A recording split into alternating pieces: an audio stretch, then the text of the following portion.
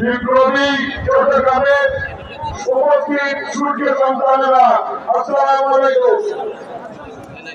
আমি আজকে আমাদের এই মহান চট্টগ্রামের এই মহান ময়দানে, যে ময়দানে বাংলাদেশের শ্রেষ্ঠ সৈনিকরা বক্তব্য রাখেছে, আজকে আমাদের সামনে বক্তব্য রাখবেন আমাদের রবি সম্মানিত নেতা দেশনেত্রী বেগম খালেদা জিয়া, সুযোগ্য উত্তরসূরি, স্বাধীনতা ঘোষক জিয়াউর রহমানের উত্তরসূরি, আমাদের মহান নেতা তারেক রহমান সাহেব।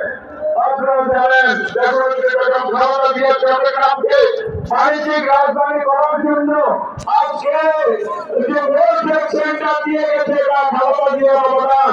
আমি চেম্বারের প্রেসিডেন্ট থাকাকালীন আমার মাধ্যমে 1 টাকার মাধ্যমে এই ওয়ার্ল্ড ট্রেড সেন্টার উনি দীর্ঘ সময় স্থাপন করে গেছে। কিন্তু আমার বলতে দুঃখ লাগে যে আজকে যে নেম প্লেটটা দিয়েছে, এটা একটা সরকারি দোষরের একটা নেম প্লেট দিয়েছে।